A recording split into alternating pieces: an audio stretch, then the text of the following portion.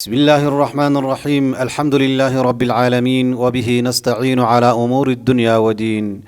وصل اللهم على نبينا محمد وعلى آله وصحبه وسلم. ما بعد، halkan walaalayaal waxaan idinkugu soo gudbinayaa calaamado dhowr ah ee lagu garto qofka qabo sixrul mashruub wa ma'kuul, sixirka qofka la waraabiyay ama la cunsiyo ee cuntada loogu daray.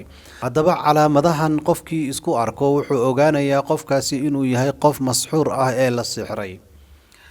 sixirka sidaad ogtihiinba walaalayaal waa acmaal aad iyo aad u foolfool xun weeye. acmaashaasi waxaa u istaago oo sameeyo addajaaluun wasaxara, kuwa dajaaluun ah oo saxara ah oo ilaahay subxaanahu watacaala ka furtay ayaa sameeya camalkaasi. acmaashaasna ilaahay subxaanahu watacaala waa uu inooga digay. shareecada islaamkana meel cad ayay marisay qofka sixirka sameynaya iyo midka loo sameynaya labadaba. maxaa yeelay labaduba ilaahay subxaanahu watacaala ayay u shirki sameeyeen oo shirki ayay galeen, waxayna u istaageen acmaal aad iyo aad u foolfool xun. ummaddana waxay u horseedeen dhibaato aad iyo aad u baaxad weyn. waa camal shaytaan. ilaahay subxaanahu watacaala ayaa wuxuu leeyahay: wamaa kafara sulaymaan walaakina shayaatiina kafaruu yucallimuuna annaasa asixr. nebi sulaymaan ma gaaloobine, laakiin waxaa gaaloobay shayaadiintii iyo kafaradii, waxayna dadka barayaan asixr. sixir ayay barayaan. qof kasta oo muslim ah waxaa waajib ku ah walaalayaal inuu hagaajiyo naftiisa, kuna tabiibo oo ku daaweeyo qur-aanka kariimka ilaahay subxaanahu watacaala uu inoo soo dejiyey. shayaadiintana waxaa lagu ceyriyaa oo lagu gubaa kitaabka ilaahay subxaanahu watacaala. haddaba marka aan usoo gudubno calaamadaha lagu garto qofka qabo sixru mashruub. شفاء لروحي وحبل المتين. bulshooy bishaaro bishaaro warheedhe waa maxay bishaaradu? soo ma ogid in laga raystay xarumihii dadka badan laysku dhex cilaajinayo. mid cilaaj uu furay xarun dadka si gaargaar ah lagu daweeyo. ilaan xaaji xasadkayga baad ahayd, maxaad mar hore ii geen wayday xaruntaas sida gaarka ah dadka loogu daaweeyo? waa adiga boqolka qof igu dhex daraya. cudurrada laga daaweynayo waxaa ka mid ah dhiig furanka, waalida, ceedo wareerka, umusibyaanka, gabdhaha wejiga ka hallaabay, baabasiirka, dhagaxa kiliyaha gala, xoojinta raganimada, isha, dhiigkarka, sokorta, naxdinta, kili xanuunka, waswaaska, madax xanuunka, jinka, dhalmala'aanta dhasha allah bixiye, toobinta iyo kuwo kale oo fara badan. qodobka koowaad, qofka sixirka mashruubka qaba ee cuntada loogu daray ama biyaha loogu qasay ee sidaasi calooshiisa ku gaaray sixirkaasi, waxyaabaha lagu garanaya ayaa waxaa ka mid ah inuu calooshiisa ka dareemayo wax sida kubadda oo kale, banooniga oo kale ku ciyaaraya calooshiisa oo marba dhinac u dhaqaaqayo. dhaqdhaqaaqaasi waa mid joogto ah qofka ku dhaqdhaqaaqayo. sidoo kale waxaa xanuunayo dhabarka qaybta u dambeysa ayaa xanuunayso. qofka sixirka noocaasa la waraabiyey ama cuntada loogu daray waxaa qalalaya ama nabaro kasoo baxayaan afka, carabka iyo guud ahaan dhuunta ayaa waxay kasoo baxaysaa nabaro.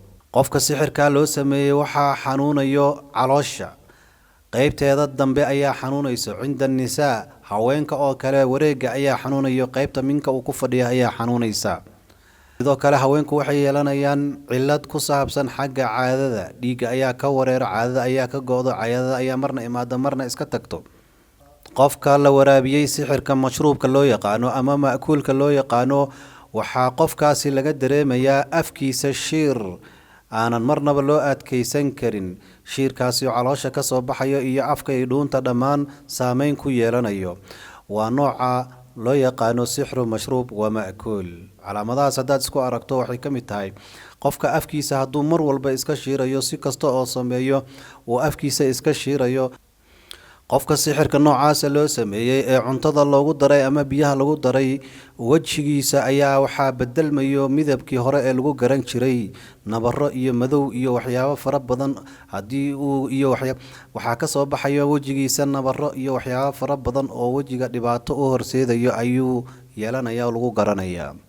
qofka sixirka noocaas oo kale la waraabiyey waxaa lagu garanayaa xiliyada uu hurdo ama xiliyada iska caadigoos iska soo joodo inuu ilkaa uu isku garaacayo miciyadiisa in uu isku garaacayo oo inta badan miciyadiisa uu shanqarayaan. Sixirka noocaas oo kale qabo wuxuu dareemayaa caajis fara badan, hawl ma qabsan karo, waxba ma samaysan karo, wax ma baran karo, camal kale ma qabsan karo. waxa weeyaan qofkaasi waa qof curyaana weeyaan. qofka sixirka mashruubka loo sameeyay waxaa isbedelaya ashqaastii uu jeclaan jiray oo dhan, waxaa loo gelinayaa qalbigiisa nacayb. dadkii iyo asxaabtii xaaskiisii nacayb ayaa loo gelinayaa, asxaabtiisii nacayb ayaa loo gelinayaa.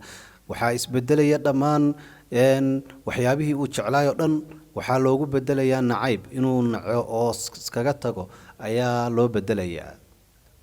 qofka sixirka noocaas oo kale qabo waxaa lagu garanayaa inuu yahay qof aad iyo aad khilaafkiisu u badan yahay, camal kasta oo aada ama dad uu la wadaago, maxaa yeelay dabeecadii oo dhan ayaa ka dhumaysa.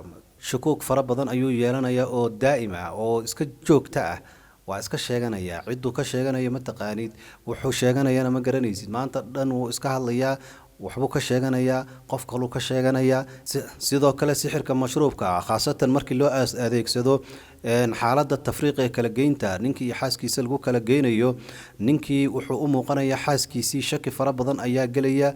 waxay u muuqanaysaa qof maaragtay akhlaaq xun, qof aada u fool xun, suuradeeda aad ay u fool xun tahay. sidoo kale haweeneydii ninkeeda waxay u arkaysaa nin aada u suurad xun, nin fool xun, suuraddii uu lahaan jiray, dabeecaddii uu lahaan jiray, wixii oo dhan ka bedelay. hadal yar ayaa waxaa laga dhigayaa labada dhinacba wax weyn ayaa laga soo qaadaya, si meeshaasi uu u imaado tafriiq oo labadaasi qof ay isu furaan ay ku kala tagaan oo reerkii uu ku burburo. haddii aad leedahay ugu yaraan 4 calaamadood oo calaamadihii aan soo sheegnay ah, waxaad ogaanaysaa inaad tahay qof masxuur ah oo la sixray. haddaba sidee ayaad iskaga daaweyn kartaa? daawada ilaahay subxaanahu wa tacaala waxaa ugu horeeyo kitaabka ilaahay subxaanahu wa tacaala inaad isku daaweyso ood isku akhriso, ama lagugu akhriyo oo qof adiga khayrka ah oo barnaamijkaas yaqaano kugu akhriyo. kow, waxaa muhiima inaad daawooyinkan aad isticmaasho, oo daawooyinkani waa daawooyinka ugu fiican ee loo isticmaalo cuduradan ruuxiga ee dadka ku dhaco sida sixirka iyo isha iyo xasidka, dadka saameynta weyn ku yeesho. waxaa kaloo faraynaa qofka noocaas oo kale ah in toobin lagu sameeyo, khaasatan halkaa bogga ah laga toobo. qofka noocaas oo kale sidoo kale waxaa u wanaagsan in la toobo oo xijaamo lagu sameeyo. saddexdaas shay qofka haddii uu sameeyo, ilaahayna u tala saarto, waqti fiicanna la siiyo, waxaan u rajaynaynaa in ilaahay subxaanahu wa tacaala uu caafiyo. aad baad u mahadsantihiin. wabilaahi towfiiq, wassalaamu calaykum waraxmat ullaahi tacaala wabarakaatu. شفاء لروحي وحبل المتين. bulshooy bishaaro bishaaro. warheede waa maxay bishaaradu? soo ma ogid in laga raystay xarumihii dadka badan la isku dhex cilaajinayo? madcilaaj uu furay xarun dadka si gaargaar ah lagu daweeyo. ilaan xaaji xasadkayga baad ahayd, maxaad mar hore ii geen wayday xaruntaas sida gaarka ah dadka loogu daaweeyo? waa adiga 100 qof igu dhex daraya. cudurrada laga daaweynayo waxaa ka mid ah dhiig furanka, waalida, ceedo wareerka, umusibyaanka, gabdhaha wejiga ka halaabay, baabasiirka, dhagaxa kiliyaha gala, xoojinta raganimada, isha, dhiigkarka, sokorta, naxdinta, kili xanuunka, waswaaska, madax xanuunka, jinka, dhalmala'aanta dhasha Allah bixiye, toobinta iyo kuwo kale oo fara badan.